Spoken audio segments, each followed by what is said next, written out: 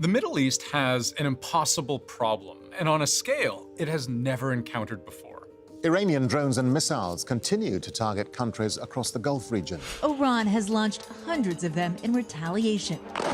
This has been unprecedented for the Gulf nations. Iranian drones, like the Shahed 136, are the ultimate efficient weapon.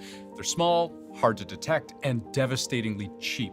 That last part's critical because as a defender, there's no cost-effective way of shooting them all down, and they're too destructive to let through. Except there's one country that knows better than any other, through years of punishing, relentless battle testing, how to solve this problem. And now they're entering the war. Ukraine and Qatar have signed a defense cooperation agreement. Ukraine's President Zelensky says his country has struck a deal with Saudi Arabia. We offer the Middle East and Gulf countries a partnership that benefits both sides, our knowledge and technology and their funding. Let me show you why Ukraine believes it can help reshape the war against Iran in the Middle East.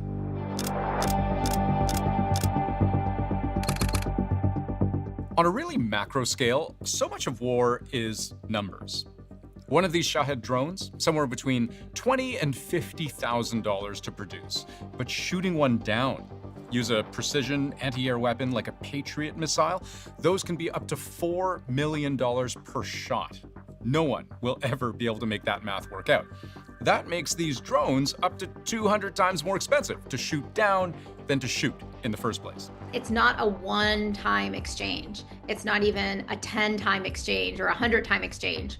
When you have to be doing this in the order of thousands. Which is no exaggeration, by the way. The United Arab Emirates alone claims to have shot down nearly 2,000 Iranian drones since the start of the war. In those numbers, in a worst-case scenario, you're spending billions of dollars in defense before Iran has even spent a fraction of a percentage point of its annual defense budget.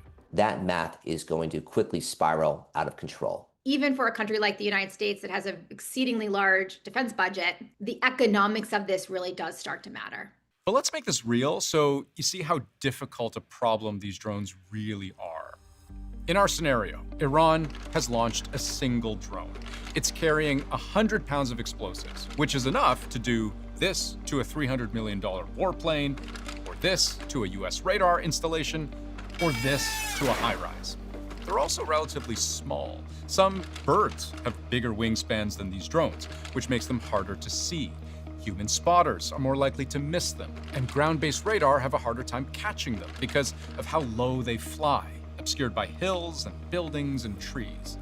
So this drone, unmanned on a one-way mission, designed to hit its target and not come back. To shoot it down, you've got options. Your most expensive are the Patriot and THAAD systems, each costing millions of dollars per shot. Terrible idea at scale.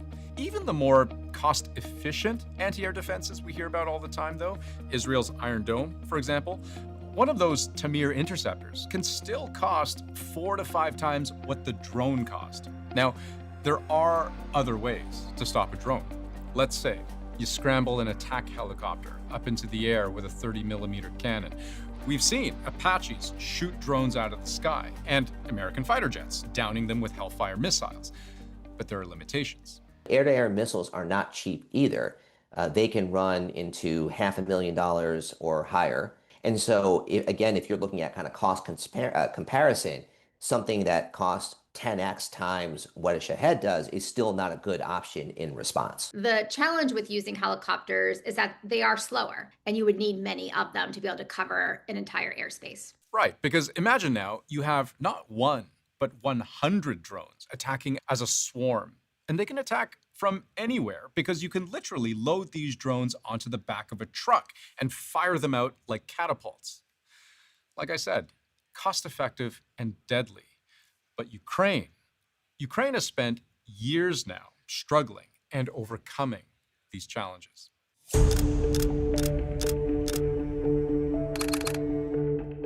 You've heard the expression, fighting fire with fire. Well, that, turns out, is particularly effective in drone warfare. Ukraine has been fighting Shahed drones, basically since the start of its war with Russia more than 4 years ago. Russia obtained thousands of them from Iran. and they became a key part of its strategy to overwhelm and wear down Ukraine's defenses over a long period of time. From dusk till dawn, the Ukrainian capital came under another wave of Russian missile and drone strikes. That was the scene as a wave of Russian drones and missiles rocked the Ukrainian capital overnight. According to Ukrainian officials, it's had to defend against tens of thousands of Iranian drones since the start of the war. And they had to be cost-effective about it too, because the Trump administration's interest in defending Ukraine only went so far. You don't have the cards right now. With us, you start having not cards. playing cards. Right now, you don't. Yeah, you're playing cards. Ukraine was forced to develop this technology because her allies didn't give her existing technology, and also it was too expensive to be able to maintain. What Ukraine discovered was that the only way to make the math of drone warfare work was to fight drones with drones. This is the Octopus. It's capable of chasing drones at more than 300 kilometers an hour. It's resistant to signal jamming, acquires targets automatically, and the cost? About $3,000.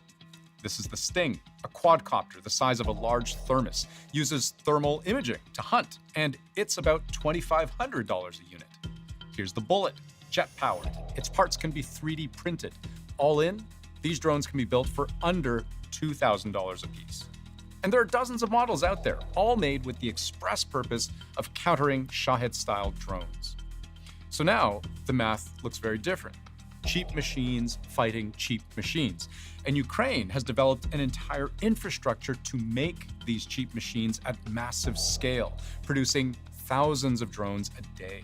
It's all about probability, and what you need more than exquisite technology is good enough technology in large numbers. And that's what Ukraine has figured out, and that's what they've mastered. And it's important to remember, it's not just the tech or even the scale that makes Ukraine singular in its drone combat expertise. What makes Ukraine stand out is its integrated architecture, one that fuses radar feeds, early warning systems, and command and control into a single real-time platform. Or put more simply than that, Ukraine's expertise isn't simply in how to make huge numbers of drones.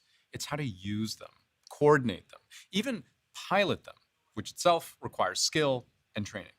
I really do think that that sort of combat test, how it actually physically works in real-time conditions, there's only so much you can simulate that. In February, Ukraine's army said their drone army was responsible for 70% of confirmed Shahed-type drone kills in the country's capital region. They know how to produce them, mass produce them at scale, and also how to tactically integrate them into their wider air defense umbrella. And this is exactly the type of expertise, both the physical interceptor drones and then the sort of theory of knowledge behind operating these interceptor drones that Ukraine stands to provide the Gulf states with. Now, let's be clear. There may be a price to be paid for Ukraine's involvement in a new war thousands of kilometers away, and that is the cost imposed by Iran itself. It now calls Ukraine a legitimate target for lending its expertise to America's Middle East allies. So on the question, is Ukraine now involved, entering the fray of America's and Israel's war on Iran? The answer is unambiguously yes, which means more and more.